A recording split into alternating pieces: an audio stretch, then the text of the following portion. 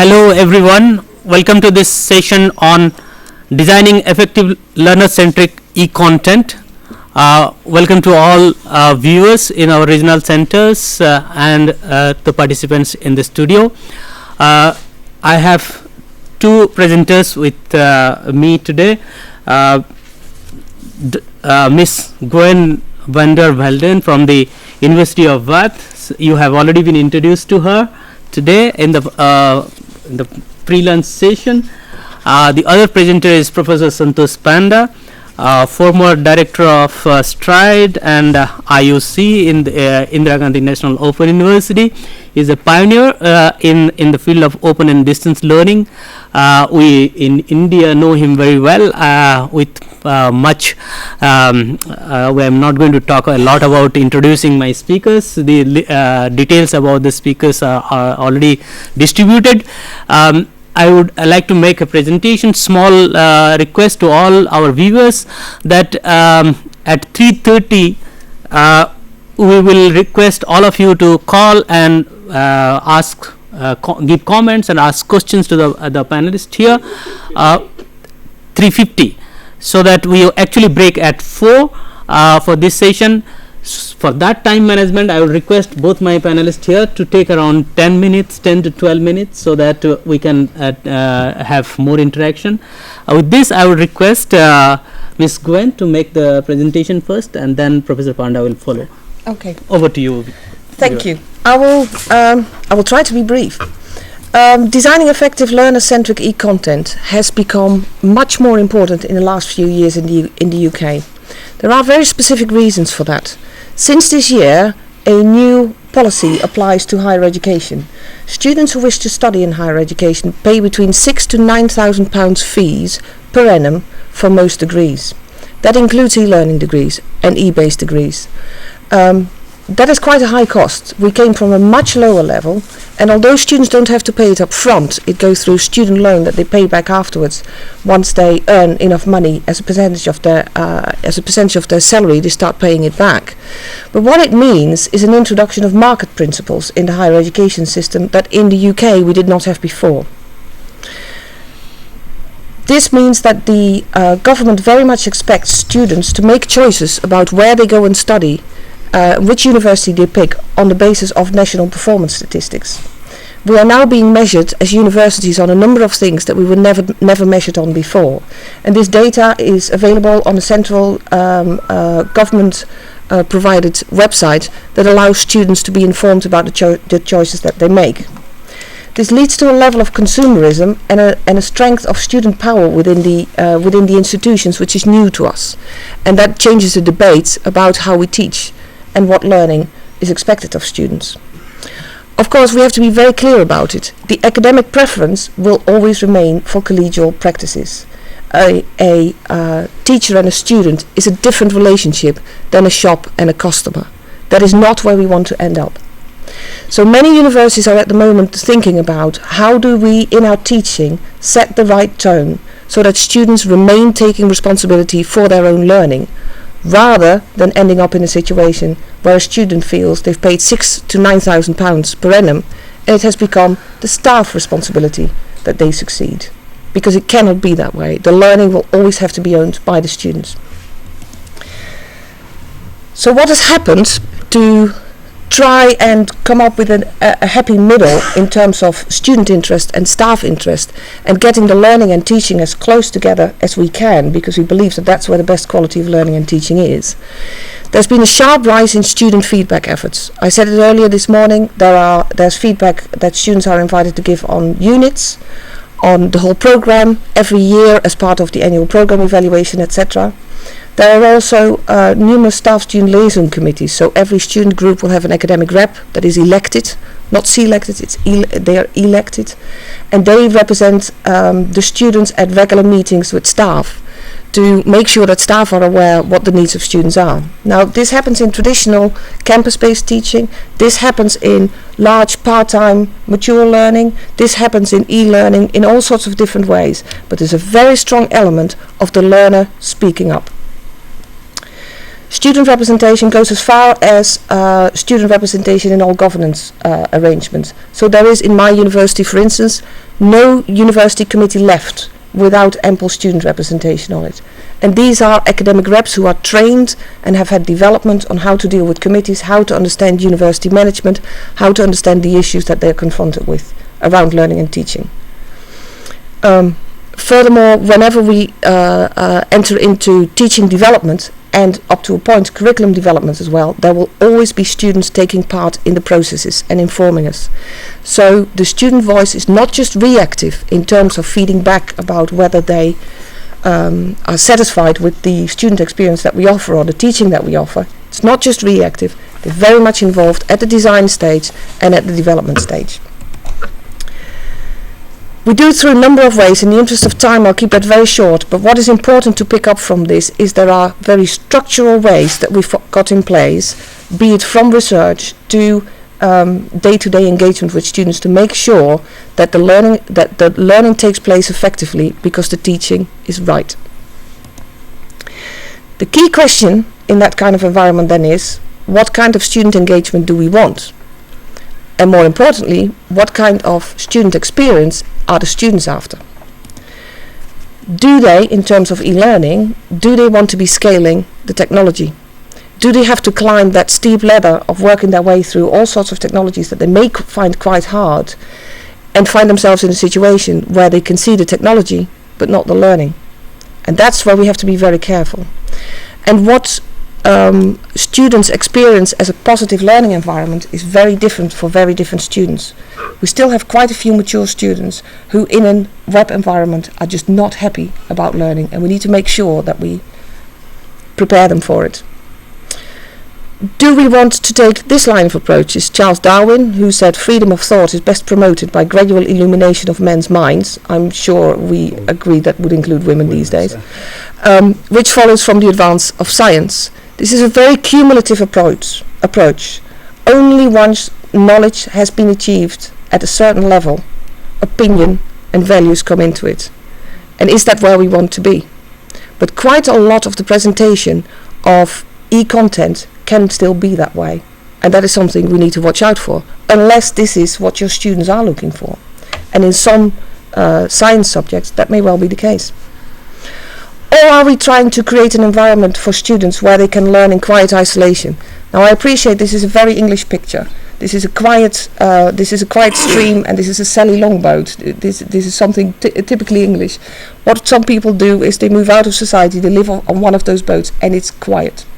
You may have no electricity, you may have no water, you may have no supplies, but it's quiet. It's a good time for contemplation. If that is the environment that we seek for our learning, if that is the environment that students expect, instructional design becomes a completely different game. Or is this what we expect? We want to do it step by step, level by level. That may be. My question is there enough of a social element? Is there enough of an individual element in there? And the poor man that's standing there, to me, looks terribly lonely. I'm not sure how much he's enjoying the experience that he's in exactly. Or finally, and this is a route that's very commonly taken at the moment in the UK, do we take the learning in a mobile way to where the students are and where the students learn?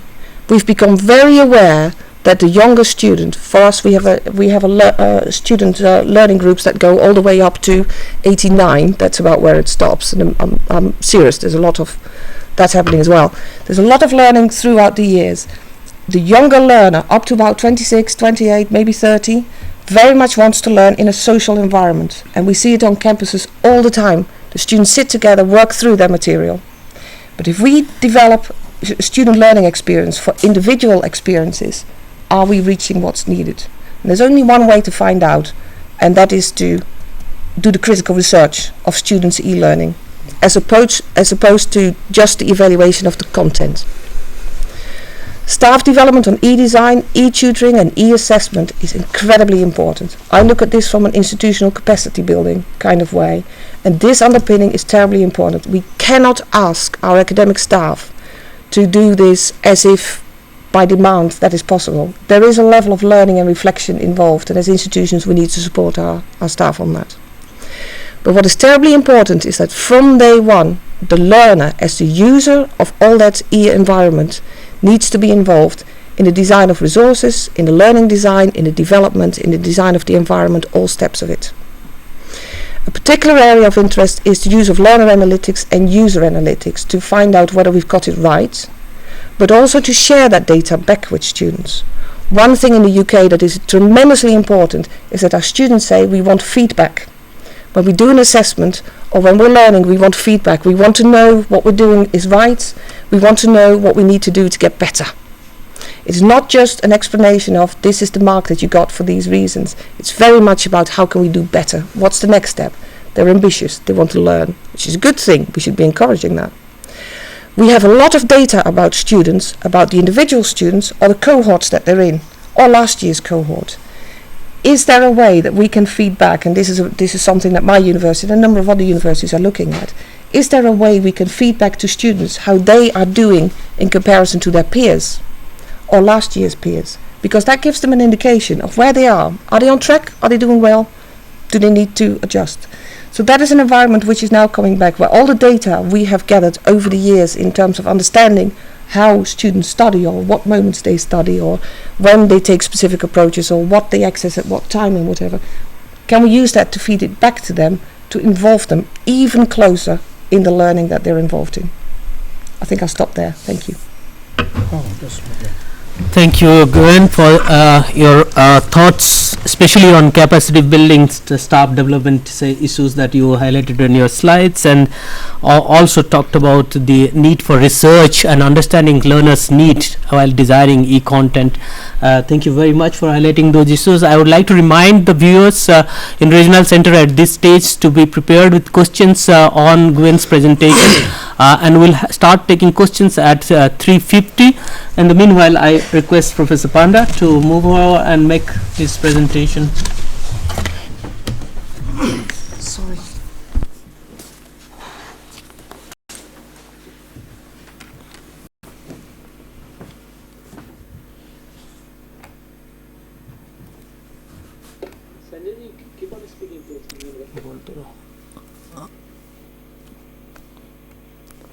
Well, Professor Panda is getting prepared, and Professor Panda has been working a lot on ICT enabled teaching and learning, and he will now share his presentation on effective learner-centric approach to open and distance learning, taking an Indian perspective, and share his experience on the topic. Professor Panda, please. So thanks, Dr. Misa. Friends, we have very less time, so therefore what I will do, that I will touch upon some of the very macro issues that we are experiencing vis-a-vis this university. Though particularly myself is very well acquainted with what is happening within this country in different institutions that presentations have been made. And I will try to link up some of the presentations in the previous session that we did, case studies from different institutions. You see, what is important for us, my friend in the studio so kindly saw the PowerPoint more than me, so thank you. So what we are realizing gradually is what you see on the screen, that how we can design, because we are an exclusive ODL provider. So therefore what we are more concerned with is that how we can contextualize that learner-centered learning and bring in engagement, collaboration, and more importantly the reflection, the individual reflection, and transfer that to the world of work. At the end of the day, we will not be considered as a non-equivalent producer or contributor of graduates who are not employable. So our major concern in ODL vis-a-vis online learning has been, I'll talk about blended learning, is that tomorrow the graduate who is coming out would be fit for the world of work, because a lot more graduates in this country are unemployable, let me repeat. And therefore this has been our major concern, though we are an accredited institution accountable directly to Indian Parliament, and we don't come under any other organization or institution for the time being, we don't know tomorrow, to evaluate us and to accredit us, and therefore we are more responsible. We have to be more responsible because we are directly accountable to the Indian government. So therefore, what I show the screen, my friend. So what we're more concerned with is that on the one hand we say that the learning is you learn for yourself and I learn for myself, and there should be individual based or individual based learning. But what we're forgetting is, and what is not happening, that we are not able to integrate to the whole. So therefore, if it is not happening, so this is resulting in a very linear self-paced learning, but no integration too. So integration in terms of media, integration in terms of learning activity, integration of whatever collaboratively happens to individual work practice and individual understanding. So that is a part of design. We are very seriously concerned with that. We are very much acquainted with what you see on the screen, the development that has happened, and we have ended up what is called a blended learning. But our kind of blending that I will explain a little bit goes much beyond the definition or the presentation that you see on the screen. That is contextualized, because that has evolved in this country over a period of time. This is not visible to you. This is the latest 2010-11 I collected from the Vice Chancellor. The Distance Education Council doesn't have a database, by the way, but still this is a very huge system that we have, very huge system. We are supposed to be the second largest distance educator provider and second largest university in the world, for that matter, with 3.2 million students, they say, maybe 3 million or whatever. So you see on the screen, it's a huge system that you see on the screen. FM radio stations, television channels. Professor Kanjilal has e-Gyan course, open education repository. There's webcasting, there's SMS service, there's mobile service. So how all these can be integrated into one system of online learning platform, which the offline distance education students are getting into in different phases, in different kind of design issues. Somebody is providing a self-learning material with just face-to-face. Somebody is doing combination of media and so on and so forth. When it comes to an online platform, we are gradually realizing that an exclusive online is not going to work anymore. I believe that. And therefore, we have to design in a context. We have to bring in all kind of blending issues that I will touch upon one or two. What we have right now, as Dr. Mishra said in the morning, that we have a national policy on ICT in schools. We have a national mission for education through ICT. But in fact, we don't have a national policy on distance education, by the way, and therefore, we don't have a national quality education quality assurance framework for distance education. Forget about cross-border delivery vis-a-vis online learning, which is always cross-border. I mean, it is assumed that online learning is always cross-border. We don't have a norms for ISO certification for distance, open, flexible, online, blended, whatever you call it. So we don't have. Over and above, we have a very confused interpretation of a full-time face-to-face education in this university, unfortunately. But I'll come to that maybe within a minute. The issue before, therefore, that you see on the screen is that always our media and all kinds of modes have been supplementary to each other. We have not been able to integrate them into one platform. So they are not integrated. So therefore, if they are transferred to a blended learning context, they are still standing alone, though they are good friends, but they are still standing alone. They are not integrating. So therefore, standalone provisions and modes of learning, which we are trying to integrate, and therefore all the benchmarks and indicators of the standalone technologies and modes of learning are being transferred to an online learning context. Even if you call that as blended learning, they are not working, and therefore they are not integrated into a cohesive whole. That has been our major concern, as I reflect. This is Professor Kanjilal's screen that you see. This is the boss, and you see Sakshat, education broadcast, Flexi Learn, virtual class, e-Gyan course, all kinds of things that you see internationally developed. We have them. We have them over here, and they have been properly designed. I don't say that they have not been properly designed. They have been very properly designed, and this is the government Sakshat, and this is an open education repository, including print, audio, video, and so on and so forth.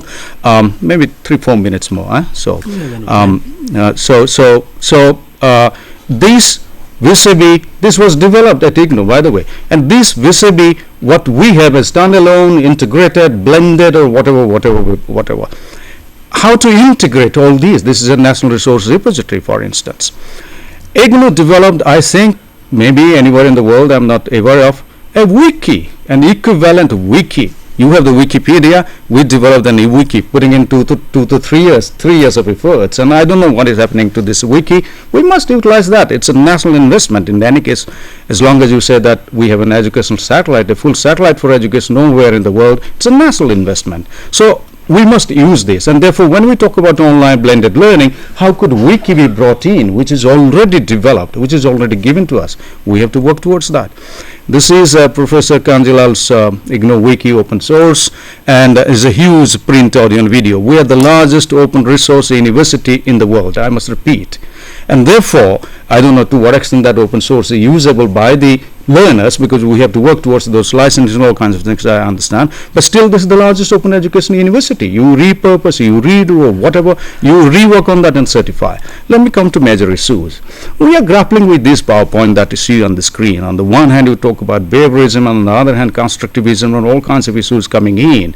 And therefore, discipline-based, subject-based, content-based, chapter or unit-based or lesson-based, when we come down to that, and grade-based, K-12, undergraduate, postgraduate, certificate, diploma, and so on and so forth. And we are teaching surgery and cardiology at a distance, for instance. So how do you design that when you present that through e-learning, and even for our traditional open and distance learning? So these have been major issues. We have enough experiences playing with all of these, but then I don't have a particular example except one that we are doing together, which Dr. Misra developed, that you see on the screen. We are very well acquainted with this. This is a chaos. So as my former vice chancellor said, we have to manage by chaos, you see. So this is a design by chaos, for that matter. How do you design along this chaos? A lot of things. And finally, what they say, that you have to reach what is called metacognition. Metacognition, as I understand, that you empower your students, they take they recognize their own abilities and best use fruitfully for their own learning. I mean, are we able to do that? And therefore, what kind of design that we could put up? And therefore, one takes up responsibility to utilize, to recognize one's own abilities and utilize that. And if you talk about a socially mediated metacognition, then certainly we're talking about a whole lot of students online, they're at a distance joining together. This is becoming an issue to us insofar as design is concerned. Dr. Misra developed the design, and it was published in, as I understand, in British, let me look at check my, unless I'll be wrong, British Journal of Education Technology. This was published. It's a very effective design with rehabilitation and resettlement. We have lost that in the process, and I understand that for about 2000-2001, we discontinued almost all our online programs, because we decided, we discovered that they are standalone, and therefore they are not talking to each other. So far integration is concerned, we discontinued. I understood that there are 40 programs. Now Dr. Misra says, the Vice Chancellor said in the morning, that there are 20 programs. Even if there are 20 programs online, still we need to really get into, I always say that offline distance learning, you know what is happening. Full-time classroom we have on the campus, you very well know what is happening. But who knows what is happening in online learning programs? And therefore we need to develop processes and systems and indicators to get into that, what kind of design issues, and therefore what is happening in online learning. I tell it, put it up very seriously. In my Fulbright in US, I developed a framework which talks about two things. That when we say that I'm an online student, you are also an offline guy, men and women, and you are also part of a world of work. And therefore, what congruence is there? And therefore, when we design offline and online, what congruence is there? And therefore, when you say that individually I'm studying for myself and collaboratively I'm engaged in collaborative reflective practice in your environment, online environment, how do we present that? This has been a major issue vis-a-vis the disciplines and different subject areas. This has been a challenge to us, I must say. If you have any solution, we would like to get into that and see. So therefore, designing content in print and asynchronous is as important as designing technology-enabled learning environment. What is important is that we are realizing that, I must be very quick now because I have 6, 7, 8 PowerPoints, designing a learning environment and trying to bring in technology to fit into that. These two must talk to each other. So what we are most probably ending up is bringing in technology and their features to design for learning, rather than designing a learning environment and bringing in technology to address that, number one. Number two, this is also an extension of that. Myself and Dr. Misra, we developed what is called a reflective online resources. That if you have, that you see on the screen, that if you have repositories available, how can you customize to individual needs at different levels? That's what success is most probably doing. But our interest here was that to what extent you could be more reflective, because we understand if students would be reflectively engaged in their learning, they would, whether they are doing surgery or cardiology, management, history or political science, they would learn more, and therefore the quality of learning will be more. So design for facilitating student learning and designing technology for learning, technology used for learning, both are important, but then we are grappling with that. When we talk about blended learning, that issue on the screen, I went to University of South Pacific for some time as a director. There's an Australian system. What they follow a blending. A student is given an option. You have 5 courses to take in the semester. You take one for face-to-face, one distance, one online, one independent study, and one with a mentor in your locality, because they're 12 island country university. So therefore, that was one kind of blending. The kind of blending that we are seriously considering in this university is technology blending, pedagogy blending, modes of learning or delivery blending, and resources blending. So these 4 kinds of blending that we're considering, we're trying to apply. I'll give one example where we're trying to do. The example that you see, that what we have done, we have brought in what Dr. Misra developed the program, and we are trying to, we have improved that, by the way. So Web 2.0 we have brought in as OER. We are saying, let me go to the actual presentation there that you see on the screen. We have brought in Moodle, and I think we have enriched Moodle by contributing this program to Professor Makanjilal's Moodle, as I understand. Number 2, we are using open education resources, and we have customized that with I think copyrighted and so on and so forth, and we are doing everything online. And there is a Google group for informal protected Google group for that, and there is a weekly or fortnightly virtual class. Of course, this is a proprietary. We have brought in the Adobe Connect for that. We are paying per student, because this is an open platform, including Moodle. Everything is open except that we have brought that in, and there is a compulsory face-to-face hands-on to learn open source technologies to be used in the future for education and training. And we say that whatever training you get, you will need not spend any single pie except that you spend for internet and broadband to design for education and training. And finally, we have brought in Eportfolios and Projects, and there is online examination all through. So social technologies and networks, this is a serious issue. One study, my mentor who did for my Fulbright in US, one study that I got hold of, they have used Wiki platform to reach a socially mediated metacognition for 1 semester. It's a very interesting study that I saw, and therefore the design that is involved here that you see on screen is very important. It's a very serious design, but design could be applicable to anything, and there are different kinds of designs. Here is one design, but they have reached not only metacognition but a socially mediated metacognition. Meaning thereby that all the students who are participating, they are recognizing their own abilities and collaborating their abilities among each other to reach the final stage. And therefore, we believe that we must seriously bring in the social technologies. I have just quoted here blogging and wiki too, and we have an IGNOU wiki available to us, and which is a national wiki, by the way. This is not IGNOU. So this is a national problem that you see on the screen. On the one hand, you have Sakshat. I'm just trying a little bit to articulate this. On the other hand, you have entire ODL and online learning technology, and finally, you have social technologies which are at the community level. How do you integrate all these as a national policy to design vis-a-vis our programs? And to conclude, teacher professional development is very important. We have a strong teacher professional development. This is built-in. But what's not happening is the design of the learning environment and teachers' values and beliefs. These 2 things we are not able to link up with our professional development. And therefore, finally, I would stop saying that on the one hand, staff development, which we are not doing much, I must say. We are doing plenty, but we are doing much, I must say. And if we at all have to have quality assurance, we must have action research built into our practice. And therefore, I must say what I jotted down while I was sitting there, we have enough expertise in India, by the way.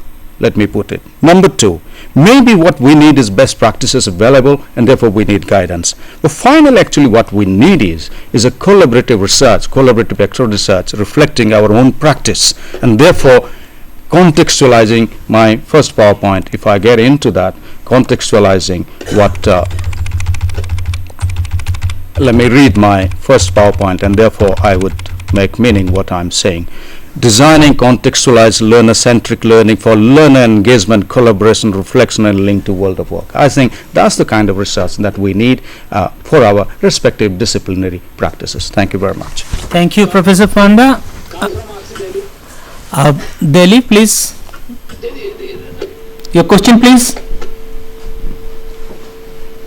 You have question from Delhi? I think we have lost contact. Disconnected, sir. Disconnected. So while I thank both the presenters, I would like to request all of you to have your questions, and the first question comes from here. The mic, please. No, it's all right. No, sir.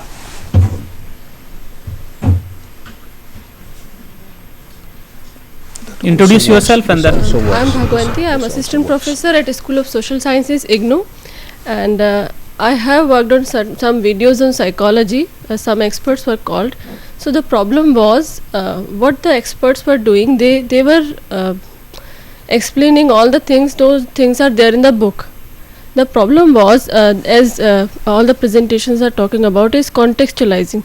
So what do we mean by contextualizing? Is it means suppose an expert is defining intelligence or learning disability. He or she will take some definitions from some books or whatever is there. Then the question will come, what benefit is there in their telling all those definitions, what they are there in the book, and what do we mean? If making a video interesting is one point, like we can add some visuals or something, but what do we mean by contextualizing learning environment or contextualizing our materials? Okay, thank you. One of you would like to take? Well, there's different things that spring to mind. One of the things is to come from the starting point that you want to contextualize it for the learners that you have. So if the learners are part of a course, I don't know what part of what course this is part of, but say the program that they're on is to prepare them to become child psychologists, then the kind of examples and case studies that you want would be in that area. So that would be the very, very simple first step.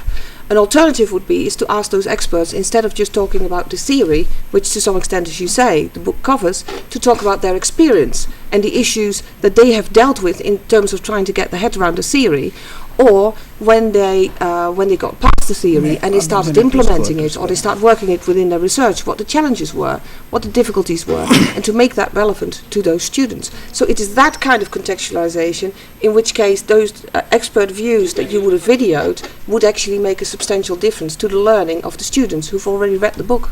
We have a question from the regional center. Yeah, Dehradun, from Dehradun. You have a call from Dehradun? Please go ahead. Yeah, this is Asha Sharma, RD Dehradun. We are grateful to you, the panel of experts who are giving a very meaningful sessions on e-content development, by which the young academics at Regional Center are being benefited immensely, and we have esteemed guests from other open universities also. Dr. Durgesh Pant, who is the director with the Uttarakhand Open University, is here to ask a question to Dr. Panda. Thank you. Yes, Professor Pant, go ahead, please. Yeah, good afternoon, Dr. Panda. I'm Dr. Pant. Yeah, it is because the effective learner-centric e-content development, this is so very important, and we believe it's just from referential point of view, learner engagement is optimum when it got to be in a language which is understandable to the learner by all means. And the problem we are facing out here, the kind of language engagement is there, the dialect changeability every 5 kilometers is there.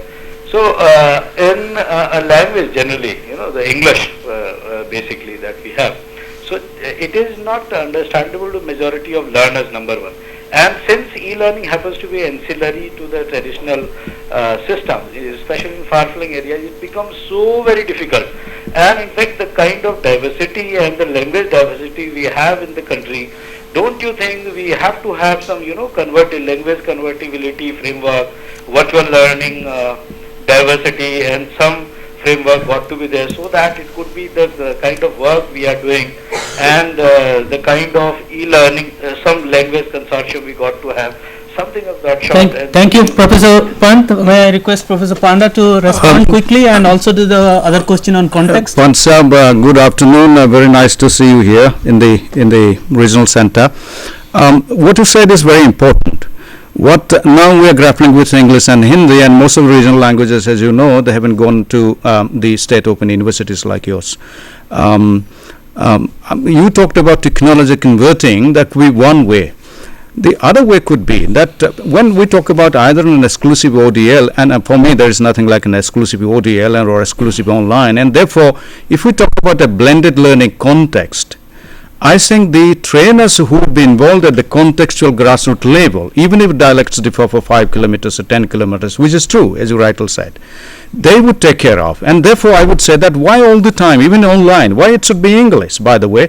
It could be your language. Of course, Hindi, the dialects will still differ. But once you introduce Hindi and the dialects, the teachers who are trained more particularly in online, the problem is that the teachers that we have who know language don't know distance learning, those who know distance learning don't know language, and that's a big problem.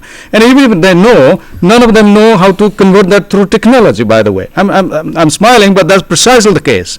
But therefore, that is my major problem that we are not facing, you are facing more than us, by the way. So you rightly said, vis-a-vis that technological transformation with the help of software, we need to train people who would like to take care of that. Then you would argue the case that would you like to spend a little more money? I'll be for that, saying that yes, we would like to increase little unit cost and spend a little more money on this vis-a-vis learner satisfaction and employability. We have a call. Delhi, please go ahead with question. Call from Delhi. Are you there? It has been. Yeah, this Yes. is Rajiv Pandey calling from RC Delhi 1. Pandey sir, please go ahead with your question, please. It has indeed been an excellent presentation both by Professor Panda and Ms. Gwen Weldon.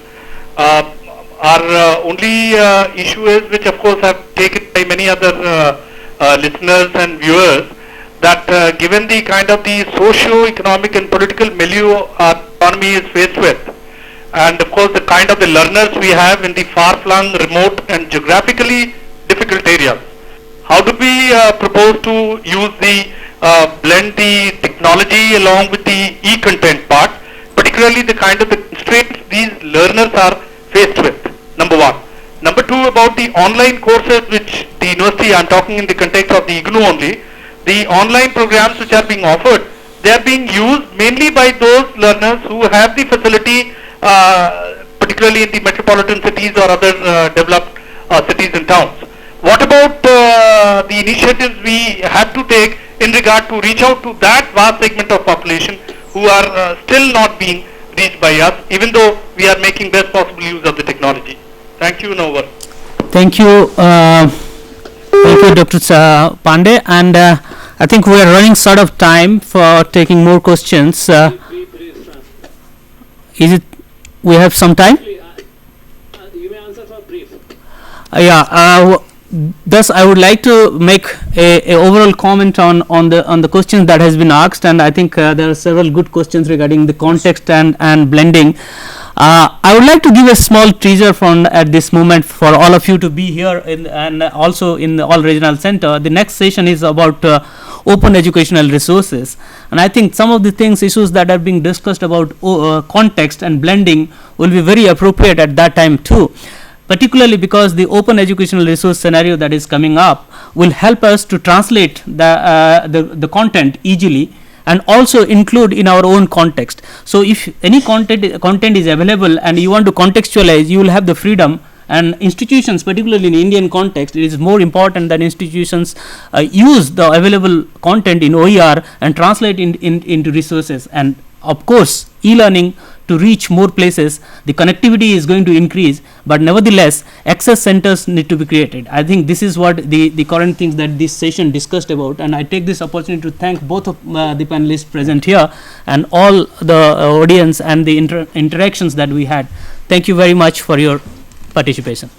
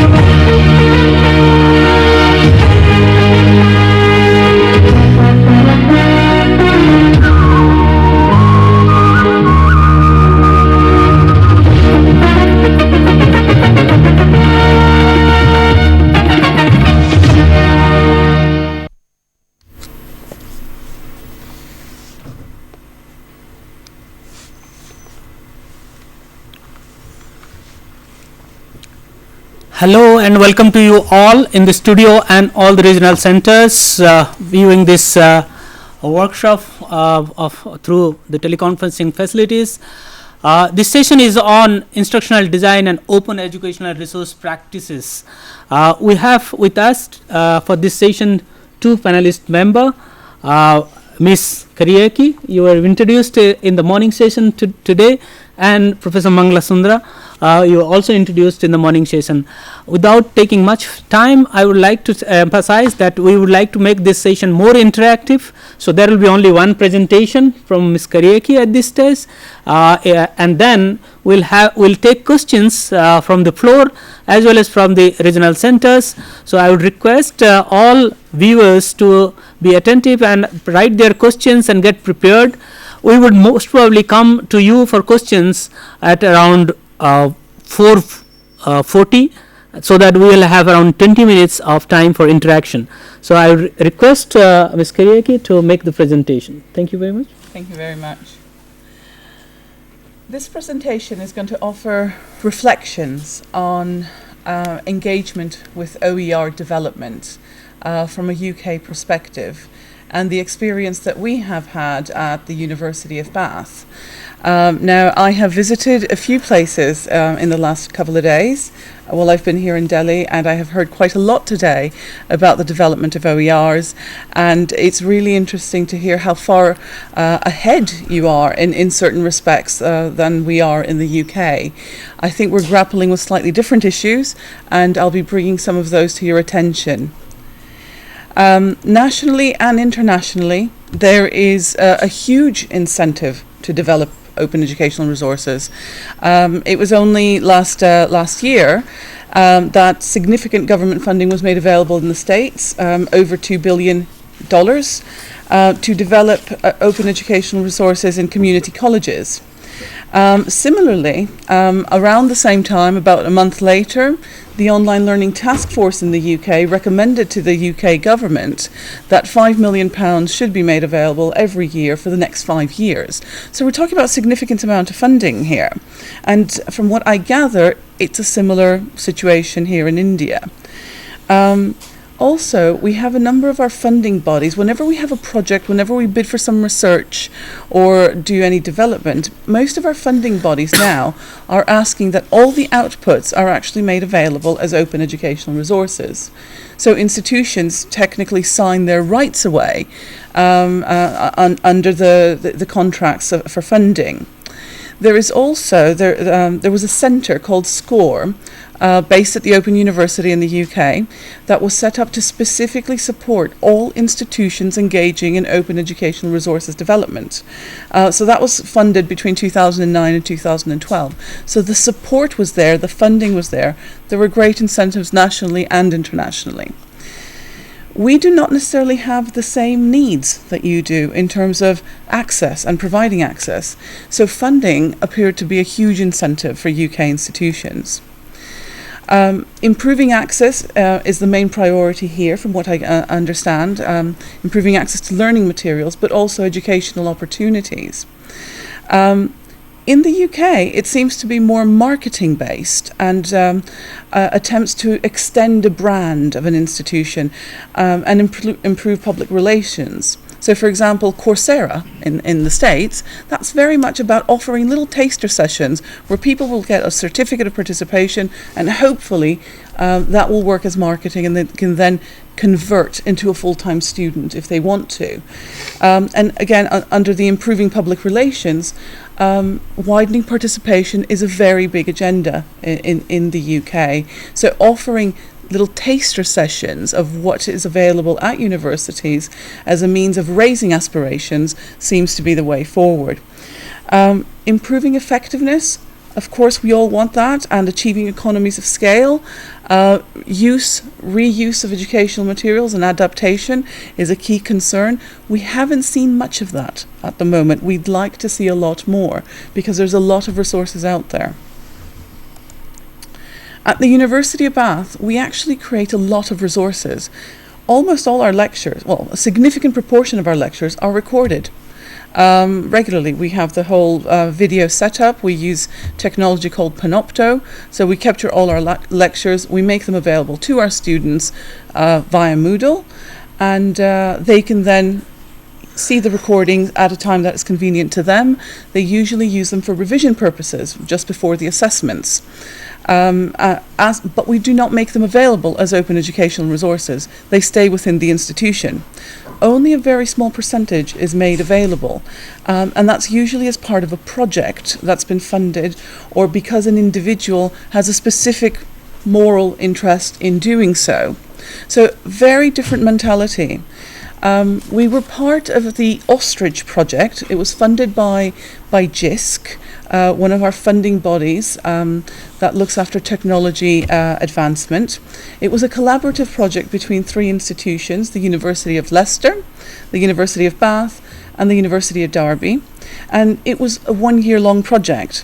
And what that project attempted to do is actually cascade some of the workflow and processes that were developed at the lead institution, the University of Leicester, to the other 2 partner institutions to help them build capacity and create their own OER. So we were looking to learn from other institutions. So that's an interesting project, and I'll offer my reflections on that project. We currently have another project called Disciplinary Thinking. Again, that's within our area, and that's looking to develop open educational resources for training academics, for academic staff development purposes.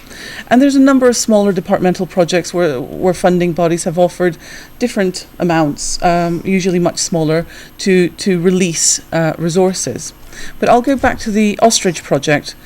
As part of that project, we developed our own repository. Yet one more repository. There's quite a few of them now, so discovering and finding resources is a difficulty, but we do now have one. And we were offered a model by the lead institution. It was called the CORE model, whereby you will see that anything in yellow is done by academics, anything in blue is done by the OER evaluator, so it was about evaluating the resources. Anything in green was about making it available for learning, and we also needed some copyright advice. A copyright officer would advise, and there's a workflow by which resources are gathered from the academic community.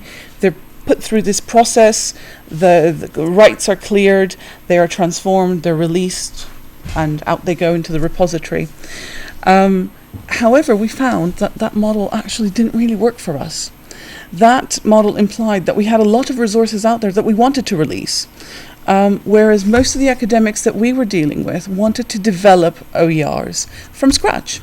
So it didn't work for us. The quality assurance was in the wrong place. It had to be done many times and so on. So our model, we found out after a year of working with our partners, looked something like this. So it was very, very different. So there was an OER team, that was my team, that built up expertise and a little bit of copyright and OER support. Much of it was academic, so designing for learning design frameworks and so on, and we were supporting that. And the quality assurance was alongside it. And it was an iterative process. And then eventually licenses got applied and it was released. So it was a very different model. So it's really interesting what the previous speaker was saying about there are cultural differences and sometimes models and processes don't transfer. Well, we saw that was between at least 2 institutions in the UK and possibly more. So really I'm offering a few reflections on this project. We found it to be a highly cultural experience. some of the ways that we were talking about learning, what is an open educational resource? How do we design for learning? There were differences between the academics, between other staff that were involved, between copyright officers, between institutions as well. The language we were using, we were saying, we're going to release 100 credits of open educational resources. But what we called credits were different to what our partner institution was calling credits. So trying to figure out, so we were using the same language, but actually meaning something very different. Our organizational structures did not help us because they were different in the two institutions. In the lead institution, it was all about centralized creation of open educational resources, whereas we had more of a collegial, devolved model of development. So there were interesting relationships there, and quite often the dialogue that was going on was extremely rich and raised more questions than offered answers. We found it was a bit of a balancing act as well, engaging in open educational resources, because we were slightly unclear why we were engaging. The need that we had wasn't necessarily the need that is evident here. So there were lots of discussions about, well, shall we release this or shall we keep it?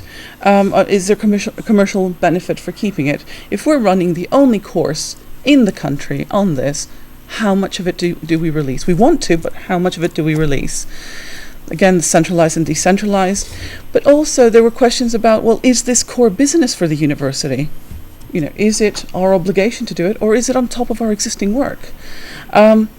We were engaging very bottom up, working with the academics, helping them and supporting them in releasing OERs. The lead institution was working quite top down, saying, we'll release everything. So again, there were tensions there. And there were also funding and timing issues. So funding was available for a set period of time, but readiness within the institutions wasn't always there. It was definitely an educational experience for us. We actually learned quite a lot. It was a collaborative learning experience. We made great contacts. We learned more about copyright. We learned more about IP and our legal department that we don't usually liaise with. It highlighted issues with our current practice.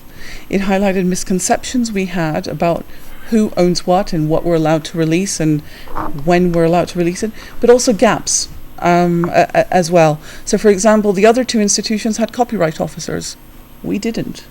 And how does that work? Where do we go for advice? But if nothing else, we built capacity. We now have the know-how to actually engage in it in a meaningful way, in a way where it can actually be scaled up within our institution. So, reflections on impact now. Well, much of it is that capacity building that I was talking about. We have a number of resources now. We have contracts that are signed anytime someone wants to release a resource.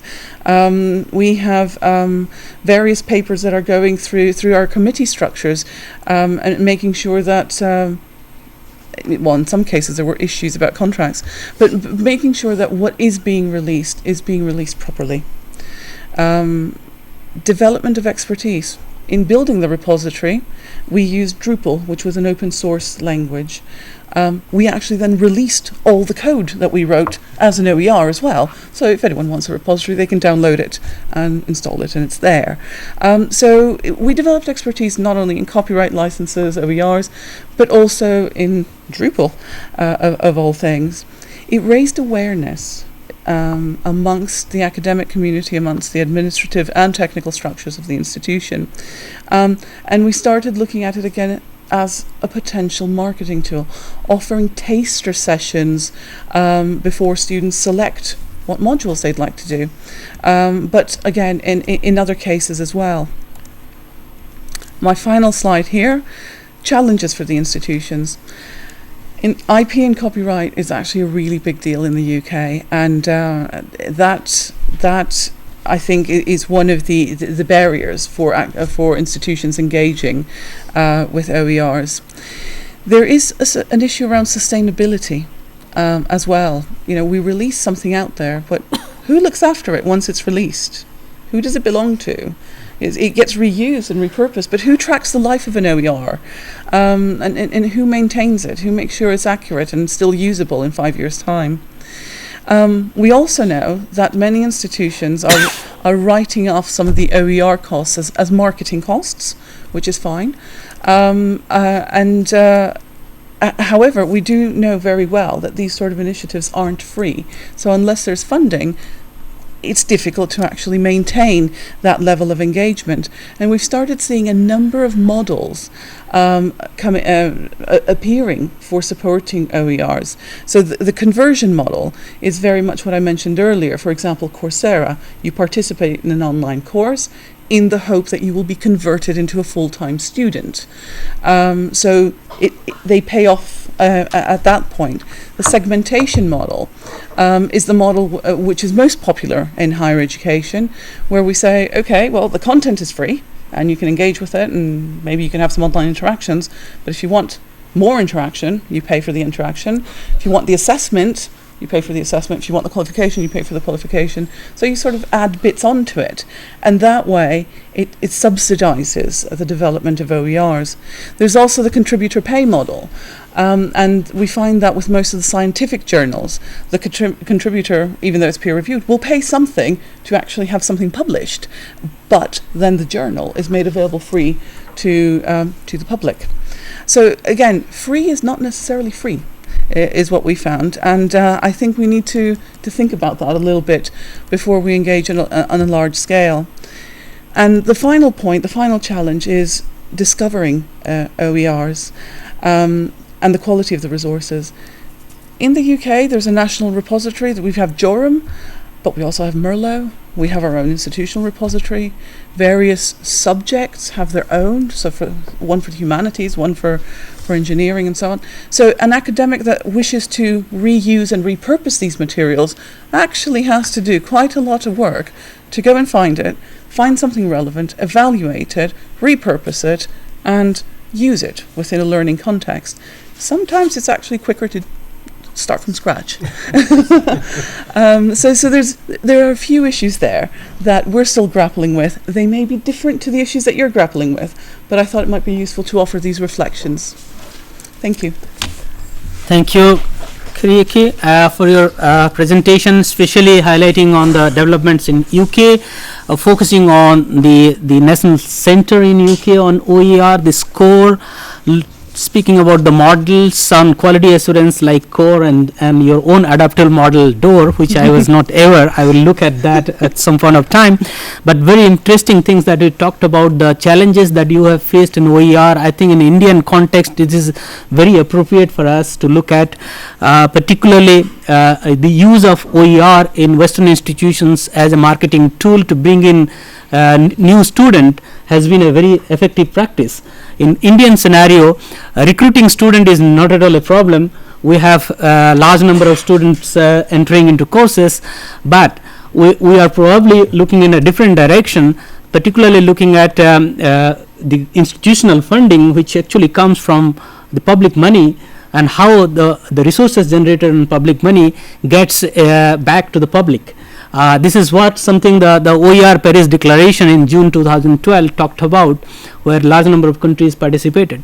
At this juncture, I would like to bring in Professor Mangala Sundara, and I would like to highlight that the NPTEL project, National Program on Technology Enhanced Learning, which he has been spearheading from the beginning, has recently gone into a Creative Commons licensing system in June, and I would like Professor Mangala Sundara to tell us about the process, how you come to a Creative Commons licensing system and how you look at OER, use of these materials on Creative Commons licensing, and how it will benefit the institutions.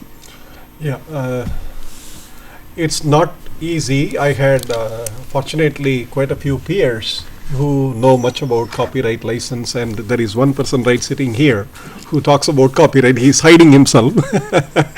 Professor Anup Ray is one of the founders and pioneers of copyright. But NPTEL from the very beginning wanted to create contents that were rightfully called contents from the individuals and the institutions.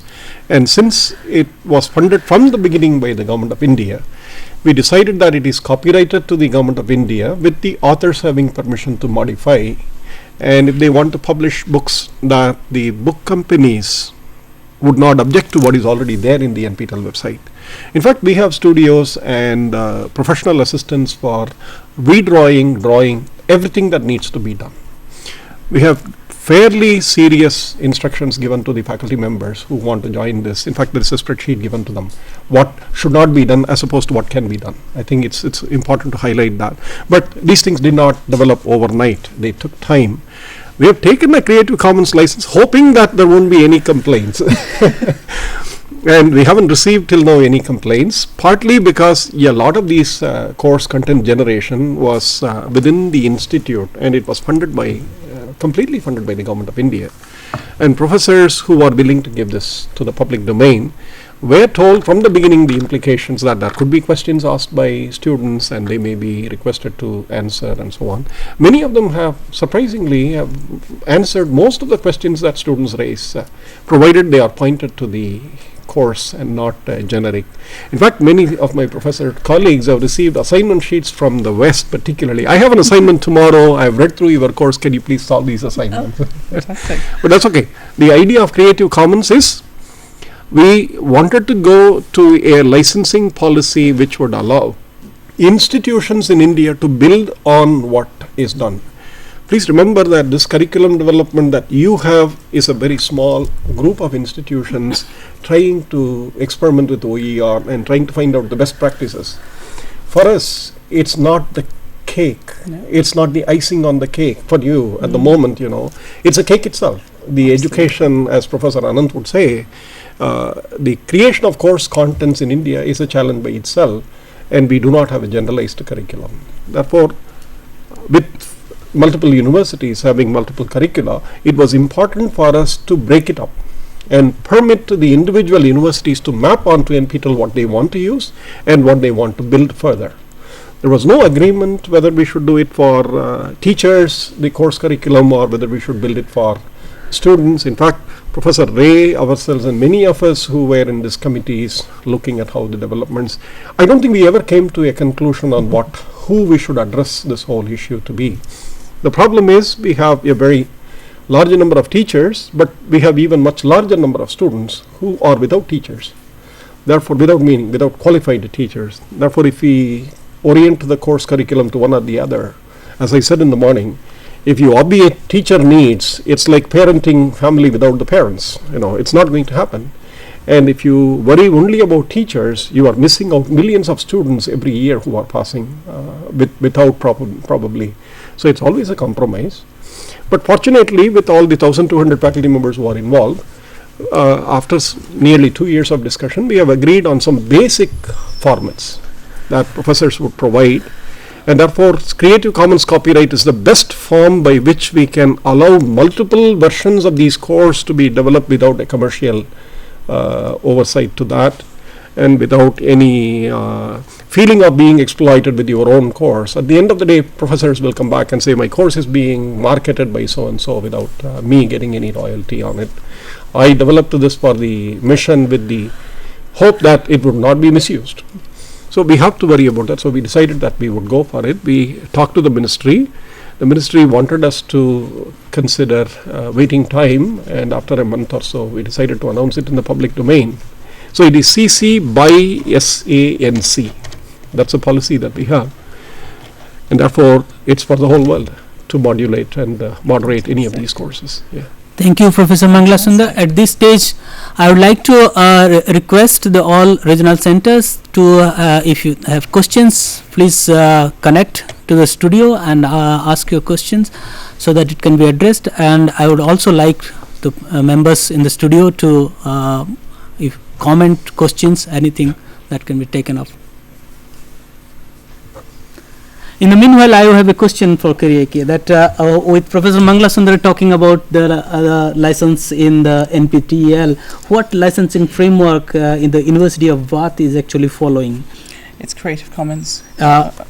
What exactly out of the 6, how it is done? Because there NPTEL has made 1. There are number 3. Number 3, but out of the 6. Yeah, So license number 3. So what is that? One, you are going with any specific like this, or you have a framework that allows the teachers to decide which one they need to do, or the university has a policy that this is how it should be done?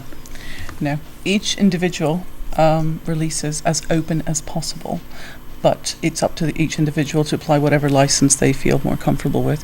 There isn't an institutional policy on the development of OERs, but also the IP is owned by our academics, and I don't think there's any intention to change that.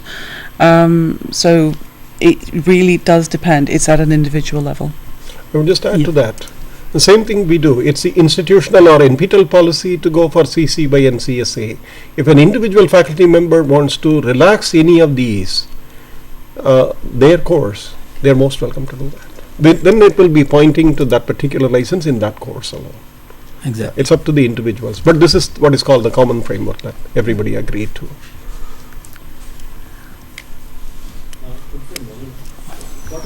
Question, Mike. What is the focus area for NPTEL? Yeah. Entire engineering curriculum, and now the sciences and humanities. And in the next phase, we are going with a program what is called Education Without Borders, meaning that higher education research focused topics where the lectures are not like 40 lectures or 50 lectures of a course curriculum, but they could be specific to a topic where the expert in that topic is willing to provide free lectures. Could be 10, could be 15, but we want to invite them by looking at the profile of the individuals and provide a very large research content base, authenticated content base. These are all peer reviewed contents. So there are 2 reviewers associated with each and every course. We request the reviewers to provide full analysis of the course, and then there are of course the feedback from the students which also get incorporated. So to answer your question in brief, engineering and sciences to begin with, but without borders in the future. These are the grads or undergrads level? Yes, at the moment it is for the undergraduates, but the very fact that we are moving towards open education and open course content, we are moving towards having the graduate level courses, special topics, new course topics for which a syllabus may not exist, but if an expert is willing to provide support training for a few faculty, any such course within the framework of a university education to start with, and then special topics. What has been the kind of feedback? Is it possible that some of the institution, like say Delhi IIT or maybe Indira Gandhi Open University, will select part of the module from you, and they will give part of the module from here? Is there kind of... It's already happening in the project. It's already happening because it's not an individual who gives the whole course. In the first phase, in fact, interinstitutional participation, 2 or 3 faculty members across multiple institutions joined and gave the curriculum and gave the contents together. So it's not by design that we require an individual to give a course. We would want a team ideally, but in the absence of a team, if an individual gives, another individual can give a similar course without verbatim repetition of what the professors have given. So it's an open-ended framework. It's an open framework. Collaboration between institutions in the creation of courses is perfectly within the model.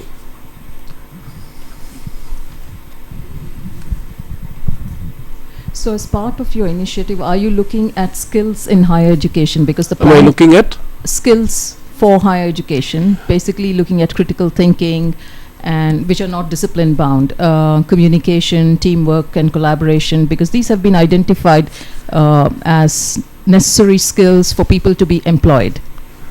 By the planning about commission. the skills, I'll tell you, I think basically the design here is that we teach what we are familiar with. Most of the faculty members who are part of it. This is more an educational program. It's more a concept oriented course development. The specific skills for a specific industry, it's possible for us to design an industry oriented course on that topic with the industry using NPTEL material. It's possible for us to do that if the industries come forward. But otherwise, we are not looking at skill development at this point of time. On communication, we have quite a few English professors within the humanities system. offering courses on professional communication and scientific communication. So these are the things that we are looking at now. These are not industry-specific skills, but these have been identified as lacking in especially engineering graduates. Right. So they probably apply. But they can be outsiders. They don't have to be IIT faculty. We are very open to having any experienced academic contribute to that. Yes. Actually, before I ask... Yeah, you need to speak a little bit louder. I'm having some difficulty. Okay. Before I ask the question, I just want to respond to that, saying that some parts of the critical thinking or analysis portion, which is the higher order thinking skills, we're looking at for the course development we are doing in the butterfly model, the right-hand side. So that's basically the industry gaps, that real-world problems mapping to concepts. The question is, NPTEL is building this large repository question, and then the point came up earlier, so I wanted to hone in on that one. It is on continued development and maintenance of these courses to keep their relevance and importance. Is there some plan for NPTEL? Oh, you mean the next phase?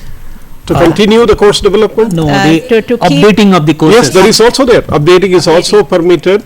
See, please remember that NPTEL does have a small financial model in the sense that the faculty members do receive an honorarium for providing the course contents. The government of India has agreed to that. Initially, the government said it was your duty to teach the whole country, and we refused to say so. We said it's our duty to teach our institute students. The others should be voluntary. And we had quite a lot of initial difficulties in convincing the government, and a monetary honorarium should be. It's a small amount. For updating, what we do is we provide a smaller subset, or what is called I wouldn't call it an honorarium, but a financial assistance for faculty members to do that. They can be done by the professors themselves, or they can be done by other collaborating individuals. If the professor doesn't agree to that particular content update or development, it will appear under their name as long as it is peer reviewed and quality monitored, etc. The group of faculty who provide this updates will retain their identity and their content level along with the course, with cross-referencing, but without bringing everything together. That's what is the latest NPTEL PIC, the Program Implementation Committee's suggestion, that we should allow multiple stakeholders to contribute, but never sacrifice the quality of what comes up in the public website, supported by the government and monitored by the IITs. That's all there is. Thank you. Yeah, it's possible, definitely.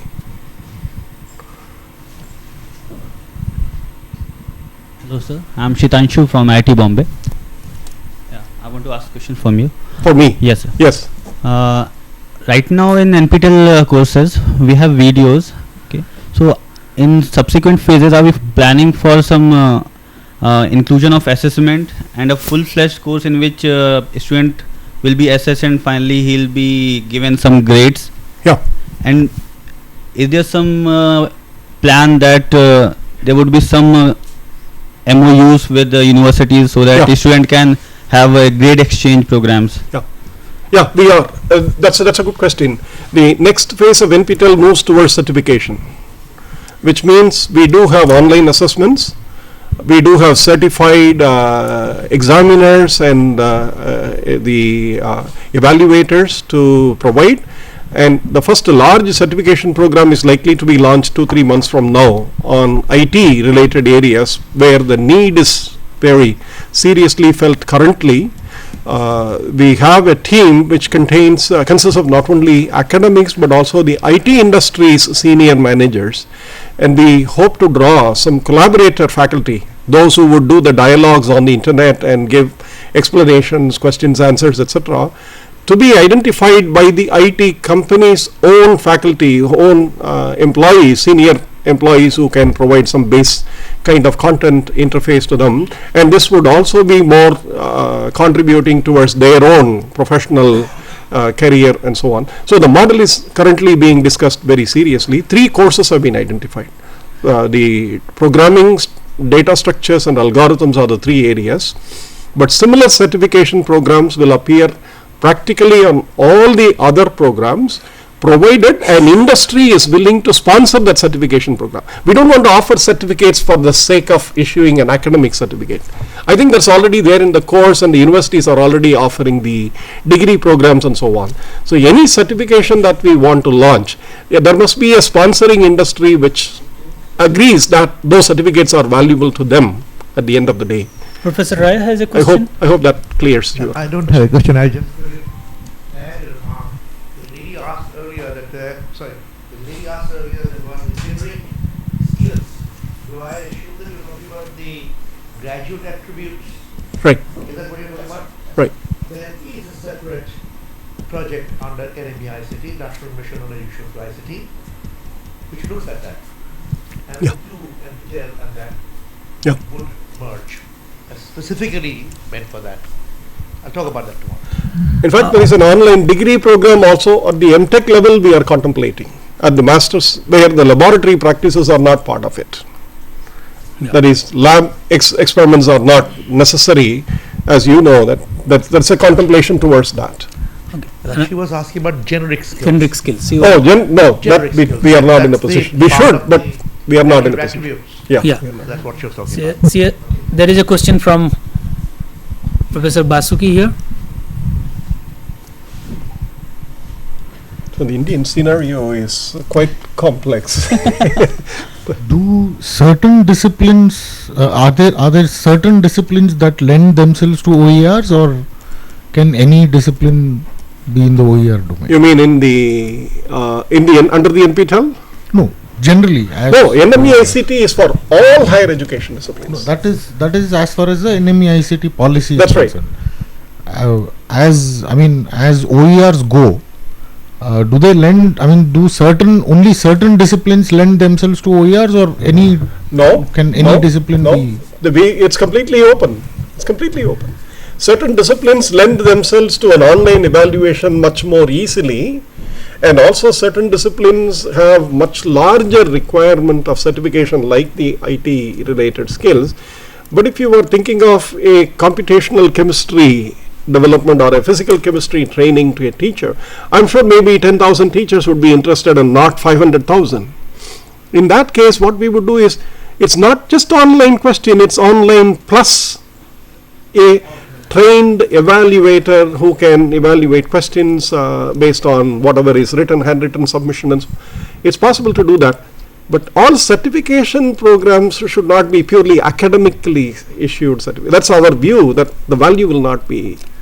There are already materials available freely for that. Actually, when the open educational resource term was first coined in 2002 in UNESCO Paris, the leaders, educational leaders from all over the world, when they gathered there, they had an ambition to create a repository of knowledge resources for all disciplines under the earth to be available freely to anyone.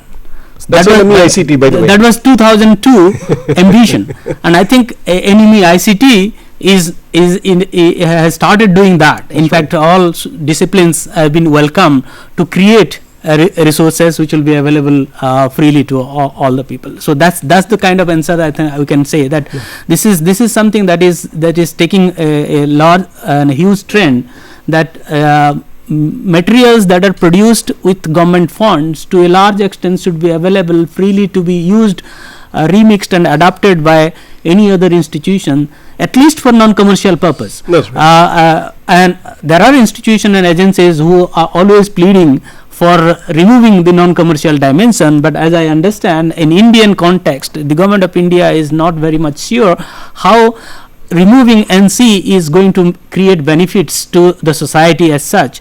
There is an apprehension, I understand, that removing that NC dimension might also create opportunities for the business sectors to use the already existing materials and thereby profit more, rather than those who are really need to be benefited may benefit less. Whereas the people who tell about this removing non-commercial dimensions plead that there is a possibility of creating local livelihood at different places using the same resources, and therefore should be allowed. this is a debatable issue, but what is important is that now we have reached with an example of NPTEL, the government funded resources is now giving a kind of direction to all of us that look, the material suggestion. Don't say direction. Suggestion, indication. You have to be very careful. I would say indication that it is possible to think about using a licensing mechanism that will enable institutions to adapt those materials in a proper way. Just to give an example and illustrate, we have little time to tell that the materials are in English, and today another institution want to do a universal subtitling of that. It would have been difficult earlier, but now it is possible to do that to a universal subtitling, so that it will be available in a different local language. Though this professor who is speaking in English and is from IIT, the subtitling can be done locally and locally made available in local language to the students of any other university which are predominantly depending on local language content. I think we are running actually out of time, Professor Panda, so we will not be able to take the questions anymore, but I would like to thank for the active participation of all those present in the studio and also all the viewers of the regional centers, and especially to my panelists here. I have a suggestion. Yep. If there are one or two external questions, you might just it's if there are no one we would know. Okay. Thank you very much, Kiriki and Professor Mangala Sundara, for being with us and answering those questions from the participants, and thank you all for this wonderful interaction. Thank you very much. Thank you.